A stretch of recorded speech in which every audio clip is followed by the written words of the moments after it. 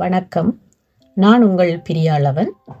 செவிகளுக்கு விருந்து என்னும் புதிய நிகழ்ச்சியின் வழியே உங்களை மீண்டும் சந்திப்பதில் மிக்க மகிழ்ச்சி அடைகிறேன்.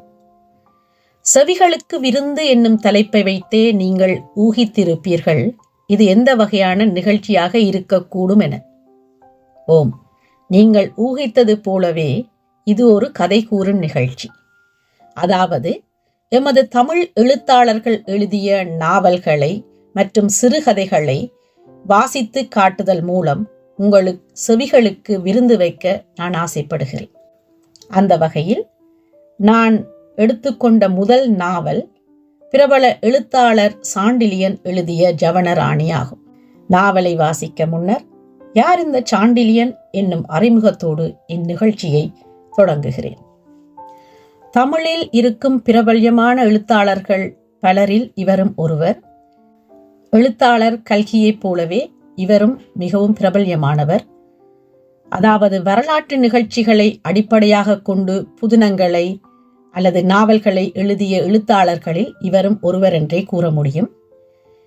இவர் 10 நவம்பர் 1910 தமிழ்நாட்டில் உள்ள திருக்கோவிலூரில் பிறந்துள்ளார். இவருடைய குறிப்பிடத்தக்க படைப்புகளாக கடல்புறா, ஜவனராணி, மன்னன் மகள், ஜலதீபம், அவனி சுந்தரி என்னும் நூல்களை சொல்லிக்கொண்டே போகலாம்.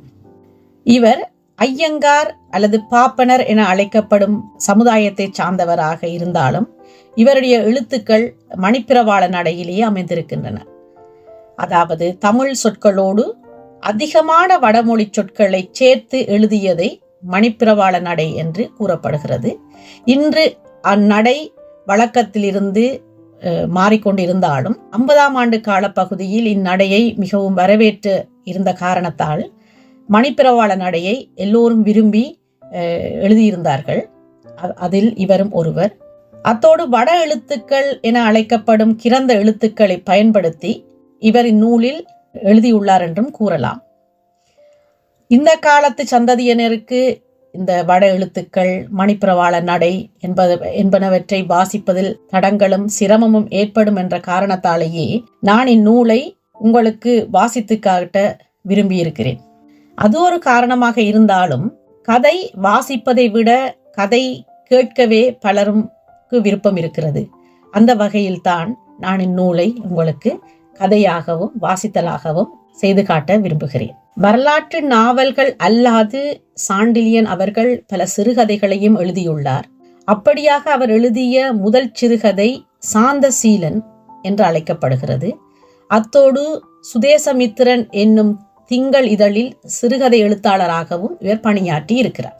சுதேசமித்திரன் என்னும் இதழில் நிருபராகவும் ஹிந்துஸ்தான் டைம்ஸில் உதவி ஆசிரியராகவும் இவர் பணிபுரிந்திருப்பது மிகவும் சிறப்பான விடயமாக பார்க்கப்படுகிறது. அது மட்டுமல்லாது சொர்க்க சீமா மற்றும் என் வீடு என்னும் திரைப்படங்களுக்கு திரைக்கதைகள் எழுதவும் உதவி இருக்கிறார்.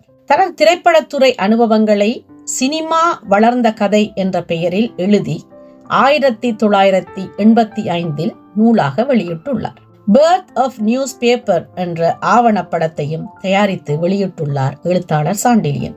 பாலைவனத்து புஷ்பம், சாந்த தீபம் ஆகிய இரண்டும் அவரது முதல் வரலாற்று புதினங்களாக பார்க்கப்படுகின்றன. இவர் மொத்தமாக 48 வரலாற்று புதினங்களை எழுதியிருக்கிறார். அத்தோடு 4 சமூக புதினங்களும், 1 அரசியல் புதினமும், 2 ஆன்மீக புதினங்களும், 1 கதையையும் எழுதியுள்ளார். இங்கு நான் புதினம் என தமிழில் குறிப்பிடுவது நாவல் என்ற வகையே தான். இவருடைய படைப்புகளை நாட்டுரிமையாக்க தமிழக அரசு கேட்டுக்கொண்ட போது சாண்டிலியனுடைய வாரிசுகள் அதற்கு மறுப்பு தெரிவித்துள்ளனர். இப்படியாக பல்துறை கலைஞனாகவும் சிறந்த எழுத்தாளராகவும் சரித்திர நாவலின் வரலாறு படைத்தவருமான சாண்டிலியன் அவர்கள் 11 செப்டம்பர் 1987 இயற்கை எய்தினார். இவரின் சிறந்த படைப்புகளில் ஒன்றான ஜவனராணி என்னும் நாவல் 2 பாகங்களாக வானதி பதிப்பகத்தில் அச்சிடப்பட்டு வெளியிடப்பட்டுள்ளது. இன்னும் வெளியிட்டு கொண்டே இருக்கிறார்கள் என்றே கூறலாம். இந்த நாவலை உங்களுக்கு வாசித்து காட்டுவதில் நானும் பெருமை கொள்கிறேன். அத்தோடு இந்நிகழ்ச்சிக்கு நீங்கள் உங்கள் ஆதரவை எனக்கு அளிப்பீர்கள் என்ற நம்பிக்கையுடன் தொடர்ந்து பயணிக்கிறேன். நன்றி, வணக்கம்.